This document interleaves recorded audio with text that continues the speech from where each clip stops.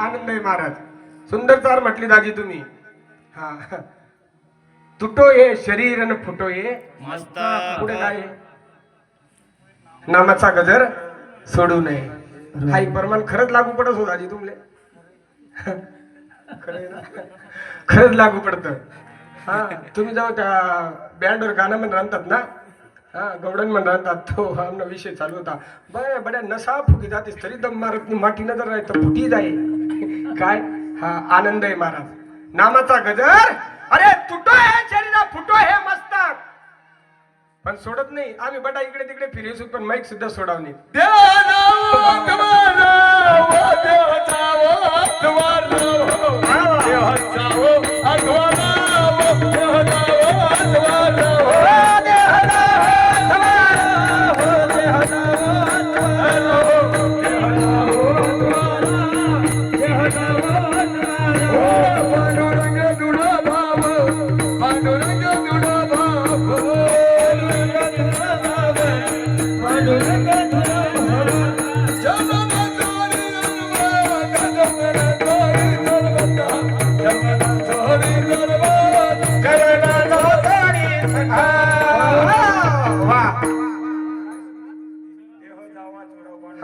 शरण सोडी सर्वता आता तुझी पंढरी.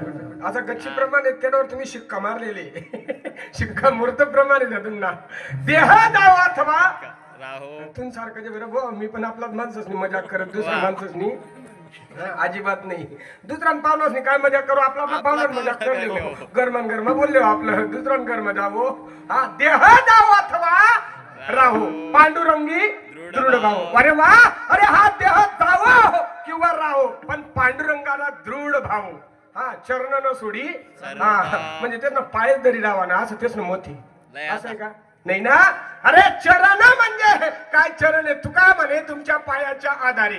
तुकोबाराय सांगतात उतरे न खरे भव नदी मजा दाखवा दाखवा तुमचे पाऊल केशवा. काय सांगतात तुकोबाराय. अरे तुमच्या पायाच्या आधारे. आपले बी सांगतात लोक बाबा तुमना पायना पुणे हो सगळं. या पायरी तर पायला द्या बनव नको रे काका पायरी उचडी जाई बरं. काय हा बुवासले बनव नको पायरी उचडी जाई. हा साधूले बनाव संतले बनाव. अरे संताला आपल्या दराशी. हा चरण ना सोडी रे सर्वता आन तुझी. हा म्हणजे शपथ का. हा शपथ गिराय ना त्याचपासून देखा आन तुझी पंढरी नाता. अरे बाबा मी आन तुझी पंढरी नाता. मी तुझे चरण सोडणार नाही. माझा देह जावो किंवा राहो. विठ्ठला विठ्ठला